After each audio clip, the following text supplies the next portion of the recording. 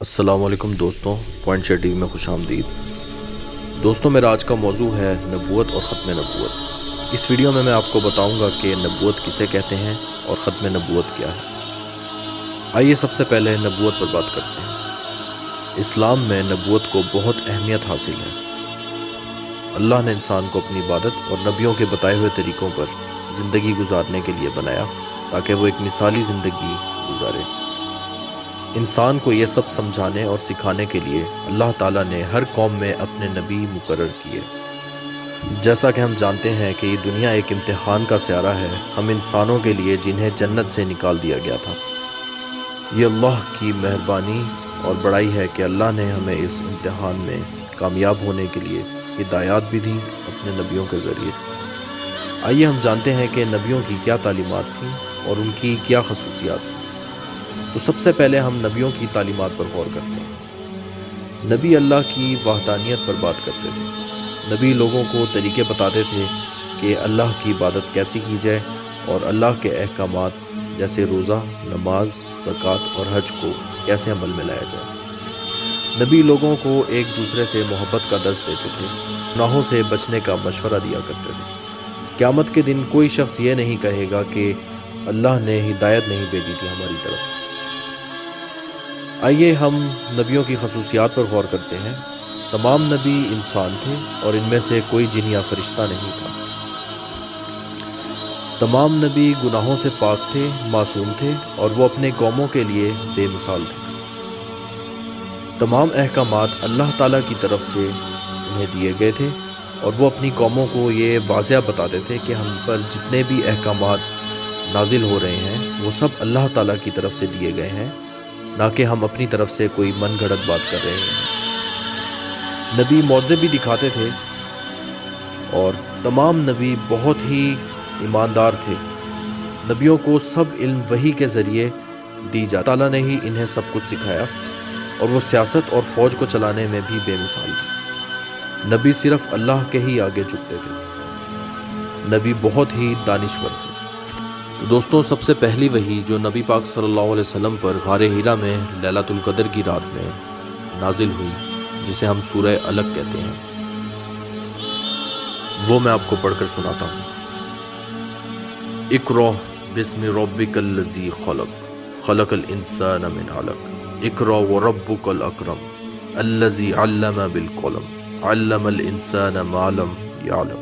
جس کا ترجمہ کچھ یوں ہے: اے محمد صلی اللہ علیہ وسلم، اپنے پروردگار کا نام لے کر پڑھو جس نے عالم کو پیدا کیا، جس نے انسان کو خون کی پھٹکی سے بنایا۔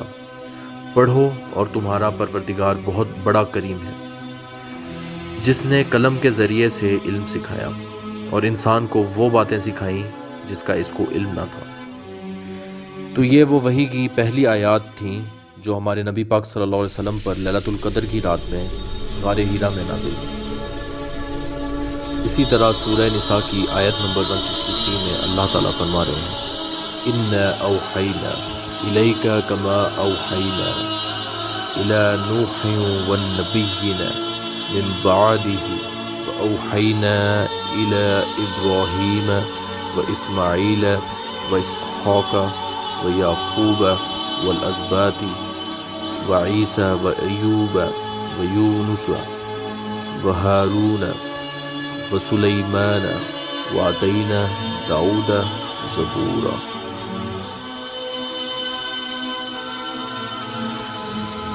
جس کا ترجمہ کچھ یوں ہے: اے محمد صلی اللہ علیہ وسلم، ہم نے تمہاری طرف اسی طرح وحی بھیجی ہے جس طرح نوح اور ان سے پچھلے پیغمبروں کی طرف بھیجی تھی، اور ابراہیم اور اسماعیل اور اسحاق اور یعقوب اور اولاد یعقوب اور عیسیٰ اور ایوب اور یونس اور ہارون اور سلیمان کی طرف بھی ہم نے وحی بھیجی تھی، اور داؤد کو ہم نے زبور بھی عنایت کی تھی۔ دوستوں، ہم نے قرآن پاک کی وہ آیات پڑھی اور ان کے ترجمے بھی پڑھے جن میں اللہ تعالیٰ نے محمد صلی اللہ علیہ وسلم پر نبوت اور نبیوں کے بارے میں ذکر کیا۔ آئیے ہم قرآن کی ایسی آیت بھی پڑھتے ہیں جن میں اللہ تعالیٰ نے صاف یہ بات واضح کی ہے کہ نبی پاک صلی اللہ علیہ وسلم ہمارے آخری نبی ہیں، اور نبی پاک صلی اللہ علیہ وسلم کے بعد اس دنیا میں کوئی نبی نہیں آئے گا۔ تو آئیے میں آپ کو سورہ احزاب کی آیت نمبر 40 سناتا ہوں۔ ما کان محمد ابا احد من رجالکم ولکن رسول اللہ وخاتم النبیین وکان اللہ بکل شیء علیما، جس کا ترجمہ کچھ یوں ہے: محمد صلی اللہ علیہ وسلم تمہارے مردوں میں سے کسی کے والد نہیں ہیں، بلکہ خدا کے پیغمبر اور نبیوں کی مہر ہیں، اور خدا ہر چیز سے واقف ہے۔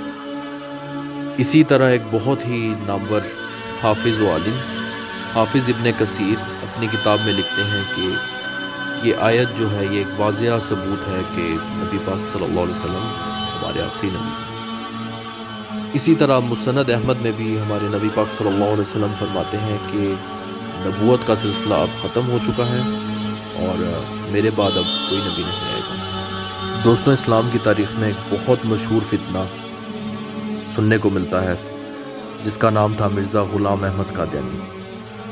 اس نے 19ویں صدی کے آخر وقت میں نبوت کا دعویٰ کیا تھا۔